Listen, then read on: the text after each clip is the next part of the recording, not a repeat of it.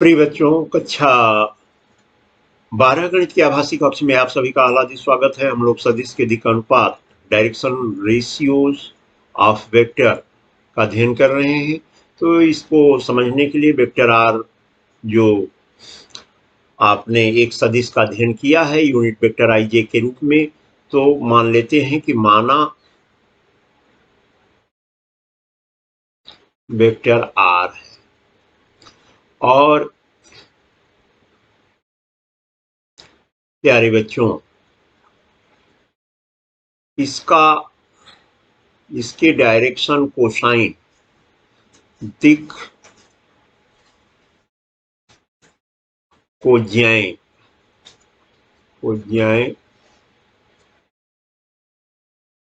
L M व N, जो कि आप अंग्रेजी में डायरेक्शन कोसाइन डीसी के रूप में जानते हैं। तो इसके direction cosine L M N है। और प्यारे बच्चों, यदि संख्याएं इस एबीसी, यदि संख्याएं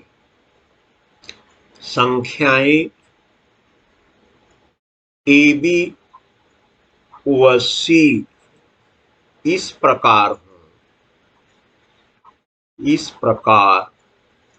हों कि इसे ऐसे दर्शाया जा सके प्यारे बच्चों, एल अपान ए बराबर एम अपान बी बराबर एन अपान सी।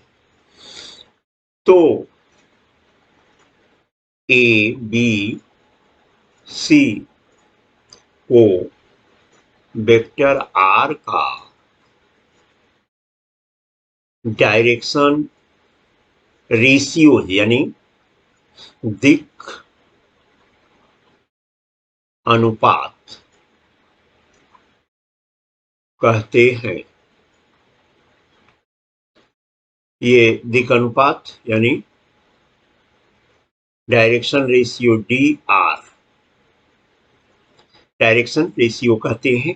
तो ये आपको मालूम हो गया कि ये एल एम एन अगर किसी वेक्टर आर के डायरेक्शन कोसाइन हो और यह अनुपात L by A M by B N by C बराबर हो, तो A B C R vector का दिक् अनुपात यानी डायरेक्शन रेशियो होता है। एक प्रश्न इस पर आधारित यहाँ उसी संदर्भित प्रश्न है कि सदिश 3i plus 2j plus 6k का परिमाण और दिक् कोज्याएं ज्ञात कीजिए। तो परिमाण और दिक् कोज्या ज्ञात करने के लिए देखिए कि यहाँ पूर्व वीडियो में आपको बताया गया था, पूर्व कक्षा के अंतर्गत आपने अध्ययन किया था कि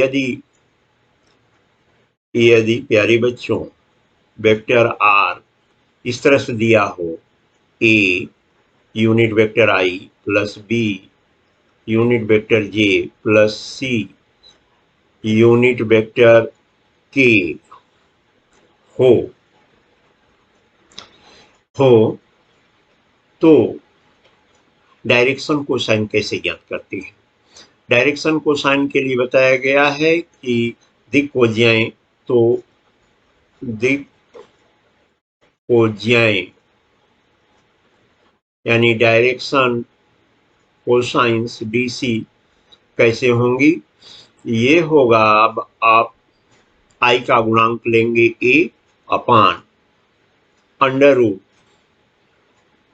ए square plus B square plus C square A ले लेंगे। तो यहाँ ए का मान क्या है प्यारे बच्चों? यहाँ ए 3 के बराबर है, तो यहाँ 3 लिख देंगे, 3 अपान अंडर रूट क्या होगा? ए स्क्वायर बी स्क्वायर सी स्क्वायर प्यारे बच्चों यहाँ पर है, तो ए स्क्वायर बी स्क्वायर सी स्क्वायर का मान यहाँ निकालेंगे, 3 का स्क्वायर प्लस 2 का स्क्वायर प्लस 6 का स्क्वायर, तो यहाँ हो जाएगा 3 upon root value 9 plus 4 plus 36 root value तो इसको सॉल्व करेंगे आप तो 3 बाई कितना हो जाएगा, रूट वैल्यू 49 का रूट वैल्यू क्या होगा 7, तो 3/7 हो जाएगा। और ये यहाँ पर ये तो मान आपने निकाल लिया दिक्कोज्या के रूप में, और दूसरी दिक्कोज्या क्या होगी b/रूट value a² plus b² plus c², और इसका मान b का मान क्या है प्यारे बच्चों, यहाँ डबल टिक से देखिए 2 है, 2/रूट वैल्यू तो वही है, यानी कि इसका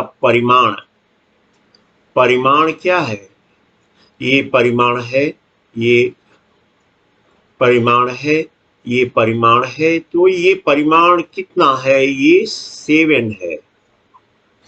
तो यह आपका 49 हो जाएगा, इसमें रूट वैल्यू 49 2/49, यानी 2/7 ये निकल गया। और तीसरी दिक्कोज्या क्या हो जाएगी प्यारे बच्चों, और तीसरी दिक्कोज्या आपकी हो जाएगी c/√a² plus b² plus c²। ये c की वैल्यू कितनी है, यहाँ देखिए ये है c की वैल्यू 6, तो 6 इसकी वैल्यू कितनी है, root value a² plus b² plus c², ये 7 आई है, तो ये 7 हो गया। तो इस तरह से यह हो गया, तो दिक्कोज्याएं निकल गई। और परिमाण क्या होंगे, परिमाण यह r का यह मान पर जो उसका मापांक होगा वही परिमाण होगा। तो परिमाण r, यह r बराबर क्या होगा, root value a² plus b² plus c², इसका मान कई बार आप निकाल चुके हैं, ये 7 आ गया। तो यह हो गया इस तरह से परिमाण।